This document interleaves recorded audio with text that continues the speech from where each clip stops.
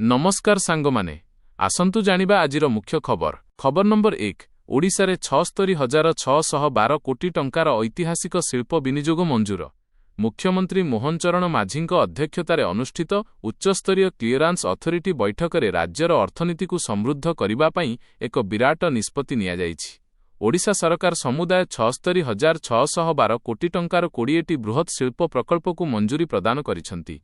एही प्रकल्पगुड़िक राज्यर 9टी जिल्लारे प्रतिष्ठा कराजिब एवं एहा द्वारा ओडिशार प्राय 50,517 जन युवक युवतींकु नूतन कर्म नियुक्ति सुजोग मिलिब। गंजाम जिल्लारे टाटा पावर रिन्यूएबल एनर्जी द्वारा 10,000 कोटी टंका विनियोगरे सौर सेल एवं वेफर प्रस्तुति कारखाना स्थापन हेब, जहा 5,000 लोकंकु चाकिरी देब। सेहीपरि खोर्धारे कृत्रिम हीरा प्रस्तुत पई 9,817 कोटी 50 लक्ष टंकार एक विराट प्रकल्पकु अनुमोदन दिया जाइछि, जेउथिरे 8,100 नुआ नियुक्ति सृष्टि हेब। जाजपुररे रश्मि मेटालर्जिकाल पक्षरु 15,000 कोटी टंका विनियोगरे समन्वित इस्पात कारखाना प्रतिष्ठा हेब, जहा 11,000 लोकंकु कर्म नियुक्ति देब। खबर नंबर 2 झारसुगुड़ा जिल्लार लखनपुरठारे देशर प्रथम कोइलारु आमोनियम नाइट्रेट प्रकल्प शिलान्यास। ओडिशार शक्ति सुरक्षा एवं शिल्प क्षेत्र में आत्मनिर्भरशीलता आनिबा पई भारतर प्रथम व्यावसायिक कोइला ग्यासीकरण भित्तिक प्रकल्पर शुभारंभ करा जाइछि। झारसुगुड़ा जिल्लार लखनपुरठारे महानदी कोलफिल्ड्स लिमिटेडर प्राय 350 एकर परिमित जमीरे एही कारखाना प्रतिष्ठा करा जाउछि। एही विशाल प्रकल्प पई समुदाय 25,016 कोटी टंकार विनियोग करा जाउछि। एही प्रकल्प माध्यमरे दैनिक प्राय 2,000 टन आमोनियम नाइट्रेट उत्पादन कराजिब। एहाद्वारा देशकु आमदानी उपरे निर्भर करिबाकु पड़िबो नाही एवं स्थानीय अंचलरे अनेक नुआ चाकिरी सृष्टि हेबो। खबर नंबर 3 सुभद्रा योजनारे सामिल महिलांक पई बाध्यतामूलक ई-केवाईसी निर्देश। राज्य सरकारंक सबुठारु लोकप्रिय महिला सशक्तिकरण कार्यक्रम सुभद्रा योजनारे सामिल होइथिबा प्राय 1,07 लक्षरु अधिक महिला हिताधिकारींक पई एक गुरुत्वपूर्ण खबर रहिछि। सरकारी निर्देश अनुଯାयी आगामी किस्तिर 5,000 टंका पाइबा पई समस्त महिलांकु सुभद्रा मोबाइल एप्लिकेशन माध्यमरे चेहरा चिन्हट बा फेस ऑथेंटिकेशन व्यवहार करी निजर ई-केवाईसी कार्य संपूर्ण करिबाकु हेबो। जेउ महिला मानंक पाखरे स्मार्टफोन नाही, सेमाने संपूर्ण मागणारे मो सेवा केन्द्र, जनसेवा केन्द्र किंबा अंगनवाड़ी केन्द्रकु जाई एही प्रक्रिया संपूर्ण करि पारिबे। एहा सहित डिजिटल कारोबारकु प्रोत्साहित करिबा पई प्रति पंचायतरे श्रेष्ठ 100 जन महिलांकु 5,000 टंकार अतिरिक्त प्रोत्साहन राशि मध्य दियाजिबो। खबर नंबर 4 सीएम किसान योजनारे 46 लक्ष चाषी परिवारंकु आर्थिक सहायता। ओडिशार प्राय 46 लक्ष कृषक परिवारंक पई सीएम किसान योजना बड़ आशा संचार करिछि। एही योजनारे छोट एवं नाममात्र चाषींकु वार्षिक 4,000 टंका एवं भूमिहीन कृषक परिवारकु वार्षिक 12,500 टंकार आर्थिक सहायता मिलुछि। सरकार एही बजेट अधीनरे 1,935 कोटी टंकार व्यवस्था करिसंती, जहाद्वारा चाषीमाने बिहन एवं सार किनिबा पई सहायता पाउछंती। एथिपई चाषीमानंकु सीएम किसान पोर्टाल रे निजर आधार सीडिंग एवं ई-केवाईसी प्रक्रिया संपूर्ण करिबाकु कुहा जाइछि। जदि कौनसी असुविधा हुए तेबे कृषक माने कृषि समृद्धि हेल्पलाइन नंबर 1-553333 रे जोगाजोग करिपारिबे। खबर नंबर 5 गोपबंधु जन आरोग्य योजनारे मागणा चिकित्सा सुविधा अधिक व्यापक। राज्य रे गरीब श्रेणीर परिवारगुड़िकु मागणा चिकित्सा सुविधा जोगाई देबा पई गोपबंधु जन आरोग्य योजना को अधिक व्यापक करा जाइछि। पूर्वर बिजु स्वास्थ्य कल्याण योजना को एबे केंद्रीय आयुष्मान भारत योजना सह सफलतार सह संयोग करा जाइछि, जहाद्वारा ओडिशार प्राय 1,03 लक्ष परिवार मागणारे चिकित्सा सेवा पाई परिबे। एही योजनारे साधारण सदस्यंक पई वार्षिक 5 लक्ष टंका एवं महिला सदस्यंक पई 10 लक्ष टंका पर्यंत नगदविहीन उपचार सुविधा रहिछि। राशन कार्डधारी परिवार माने हस्पिटाल गुड़िकरे थिबा स्वास्थ्य मित्र मानंक सहायतारे किंबा 104 हेल्पलाइन माध्यमरे सहजरे चिकित्सा सुविधा पाई परिबे। बायोमेट्रिक सत्यापन करी निजर चिकित्सा आरंभ करि परिबे। खबर नंबर 6 भुवनेश्वर मेट्रो बदलरे आसिबो बृहत त्रिशहर आंचलिक कॉरिडर। भुवनेश्वर मेट्रो प्रकल्पकु नेई गृह निर्माण और नगर उन्नयन विभाग एक नूतन योजना उपस्थापन करिछि। नगर उन्नयन मंत्री कृष्णचंद्र महापात्र स्पष्ट करिसंती जे पूर्वर केवल गोटिए सहर विशिष्ट मेट्रो लाइन योजना को सामयिक भावे स्थगित रखा जाइछि। एहा परिवर्ते वर्तमान भुवनेश्वर, कटक एवं पुरी को एकत्र संजोग करुथिबा एक विशाल त्रिशहर परिवहन व्यवस्था उपरे कार्य करा जाउछि। एही योजनारे खोर्धा, जटणी एवं पारादीप को ओएंग सामिल करा जाय प्राय 7,000 वर्ग किलोमीटर परिमित एक बृहत आर्थिक कॉरिडर निर्माण पई प्रशासनिक स्तर रे अनुध्यान करा जाउछि। खबर नंबर 7 साम्स+3 नामलेखार प्रथम पर्याय सीट अलॉटमेंट तालिका जारी। ओडिशार समस्त +3 डिग्री कॉलेज एवं सरकारी विश्वविद्यालय गुड़िकरे साम्स पोर्टाल माध्यमरे ସ୍ନାତକ ଶ୍ରେଣୀରେ ନାମଲେଖା ପାଇଁ ପ୍ରଥମ ପର୍ଯ୍ୟାୟ ସିଟ୍ ଆଲଟମେଣ୍ଟ ତାଲିକା ସମ୍ପୂର୍ଣ୍ଣ ହୋଇଛି। ଯୋଗ୍ୟ ବିବେଚିତ ହୋଇଥିବା ଛାତ୍ରଛାତ୍ରୀମାନେ ଫ୍ରିଜ୍, ଫ୍ଲୋଟ୍ କିମ୍ବା ସ୍ଲାଇଡ୍ ବିକଳ୍ପ ଚୟନ କରି ନିଜର ପ୍ରାରମ୍ଭିକ ଆଡମିସନ୍ ଫି ଅନଲାଇନ୍ ମାଧ୍ୟମରେ ଜମା କରିସାରିଛନ୍ତି। ଏହାପରେ ଦ୍ୱିତୀୟ ପର୍ଯ୍ୟାୟର ସିଟ୍ ଆଲଟମେଣ୍ଟ ତାଲିକା ଆସନ୍ତା ଜୁଲାଇ 2 ତାରିଖ ଅପରାହ୍ନ 2ଟାରେ ପ୍ରକାଶ ପାଇବ। ସୂଚନାଯୋଗ୍ୟ ଯେ ଆସନ୍ତା ଜୁଲାଇ 10 ତାରିଖରୁ ନୂତନ ବର୍ଷର ସ୍ନାତକ ଶ୍ରେଣୀର ପାଠପଢ଼ା ଆରମ୍ଭ ହେବ। ଖବର ନମ୍ବର 8। ରାଜ୍ୟର ସମସ୍ତ ଉଚ୍ଚ ମାଧ୍ୟମିକ ସ୍କୁଲରେ +2 ନାମଲେଖା ପ୍ରକ୍ରିୟା ଜାରି।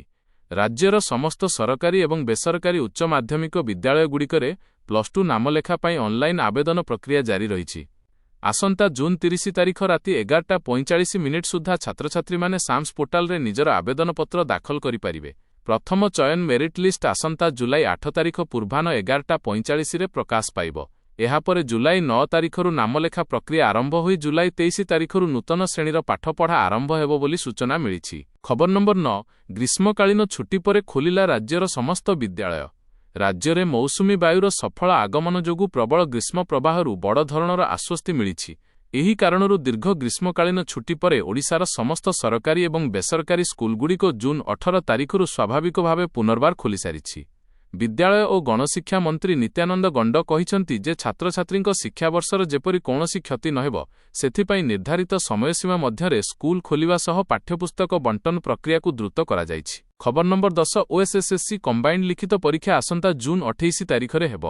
Odisha subordinate staff selection commission ଅର୍ଥାତ୍ ଓଏସଏସଏସସ ଦ୍ୱାରା ଆୟୋଜିତ ହେବାକୁ ଥିବା ସଂଯୁକ୍ତ ପ୍ରତିଯୋଗିତାମୂଳକ ପରୀକ୍ଷାକୁ ନେଇ ଏକ ବଡ଼ ଘୋଷଣା ହୋଇଛି। ଜୁନ୍ 20 ତାରିଖରେ ହେବାକୁ ଥିବା ଆର୍ଆଇ, ଆଇସିଡିଏସ୍ ସୁପରଭାଇଜର ଏଆର୍ଆଇ ଏବଂ ଅମିନ୍ ପଦବୀର ଲିଖିତ ପରୀକ୍ଷାକୁ ଅନିବାର୍ଯ୍ୟ କାରଣରୁ ସ୍ଥଗିତ ରଖାଯାଇଥିଲା।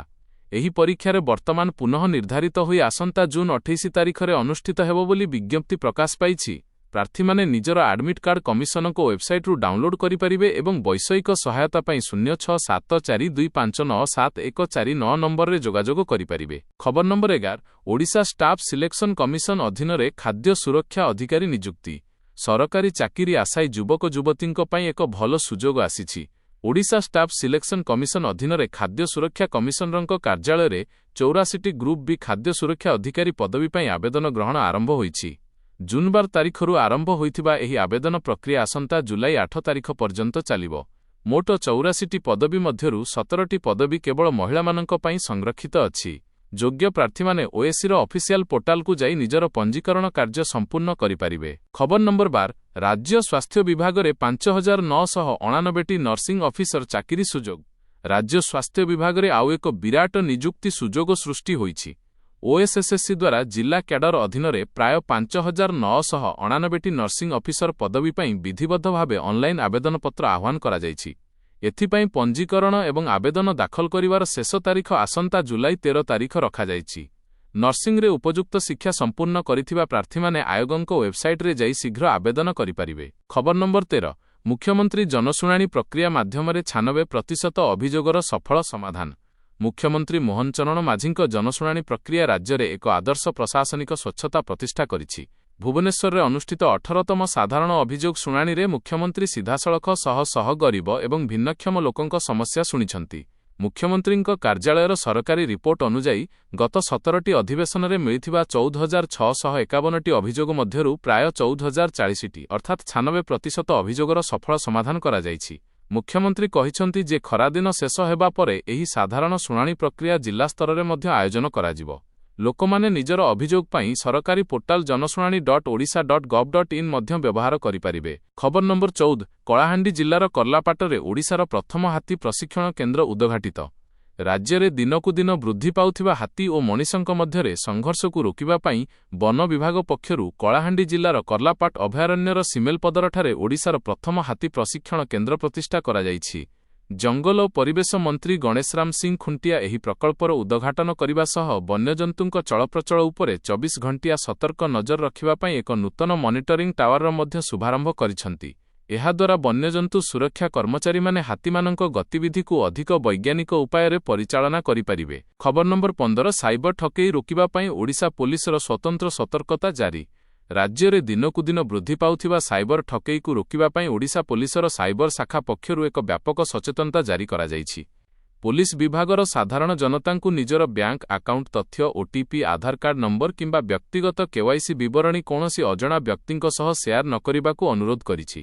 जदि कौनसी ऑनलाइन ठकेईर संदेह हुए तेबे तुरंत राष्ट्रीय सहायता नंबर 1930 किंबा ओडिशा साइबर हेल्पलाइन नंबर 7077798111 रे जोगाजोग करी निजर अभियोग पंजीकृत करिपारिबे। खबर नंबर 16 ओडिशा रे सक्रिय हैला मौसुमी वायु आगामी 24 घंटा पई हळदिया चेतावनी जारी।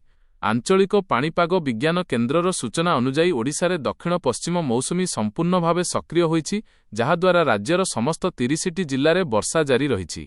उपकूल ओडिशार सर्वाधिक तापमात्रा 34 रु 36 डिग्री सेल्सियस मध्यरे रहिथिबा बेले आभ्यंतरीण ओडिशारे एहा 36 रु 38 डिग्री मध्यरे स्थिर रहिछि। पवनर गति घंटा प्रति 40 रु 50 किलोमीटर एवं वायुमंडलीय आर्द्रता प्राय 40 रु 50% रहिछि। आगामी 24 घंटा मध्यरे कटक, रायगड़ा, कोरापुट, गजपति एवं नयागढ़ जिल्ला रे प्रबल वर्षार संभावना थिबारु हळदिया चेतावनी जारी करा जाइछि। समुद्र अशांत रहिबा आशंका थिबारु मत्स्यजीवीमानंकु समुद्र मध्यकु नजिबा पई परामर्श दिया जाइछि।